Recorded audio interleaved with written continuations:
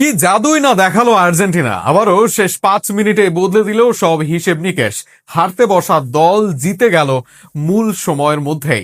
এনজোর জাদুকরি গোল, লাউতারোর অবিশ্বাস্য ম্যাচ জয়ী গোল আর মেসির জোড়া অ্যাসিস্টে বাজিমাত আর্জেন্টিনার চমক দিয়ে ফাইনালে যাওয়া ম্যাচ নিয়ে থাকছে প্রতিবেদন।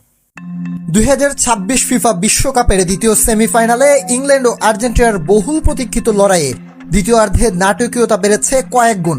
তবে নাটক শেষে আবারও জয় আর্জেন্টিনার। প্রথম হাফে গোলশূন্য ড্র হওয়ার পর বিরতির পর আক্রমণাত্মক ফুটবল উপহার দিয়েছে আর্জেন্টিনা। প্রথমার্ধে উভয় দলই সতর্ক ফুটবল খেলায় মনোযোগী থাকায় গোলের দেখা মেলেনি। তবে বিরতির পর ম্যাচের চিত্র পুরোপুরি বদলে যায়। 55তম মিনিটে দ্রুত গতির এক পাল্টা আক্রমণ থেকে এগিয়ে যায় ইংল্যান্ড। মর্গান রজার্সের দারুণ উদ্যোগে গড়ে ওঠা আক্রমণ বক্সে সময় মতো পৌঁছে সহজে টোকায় বল জালে পাঠান অ্যান্টনি গর্ডন। চলতি বিশ্বকাপে এটি ইংলিশ উইঙ্গারের প্রথম গোল হজমের পরে ম্যাচের নিয়ন্ত্রণ নিজেদের হাতে নেওয়ার চেষ্টা শুরু করে আর্জেন্টিনা। লিওনেল মেসিকে ঘিরে একের পর এক আক্রমণ গড়ে তোলে লিওনেল স্কেলোনির দল।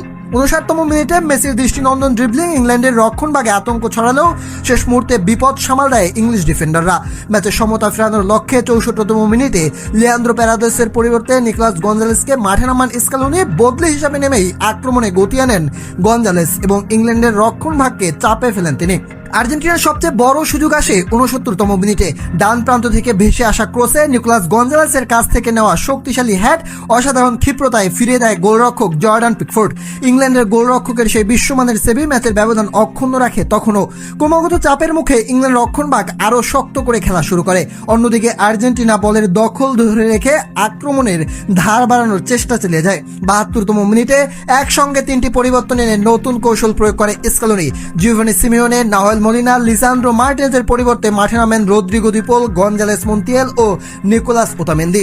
85তম মিনিটে মেসির পাশে দুর্দান্ত দূরপাল্লার শটে গোল করে সমতায় আনে এনজো ফার্নান্দেস। আর অতিরিক্ত 9 মিনিটের দ্বিতীয় মিনিটেই দলকে এগিয়ে দেন লাউতারো মার্টিনেজ। ফলে নাটকীয় ম্যাচে টানা দ্বিতীয়বার ফাইনালে আর্জেন্টিনা দল।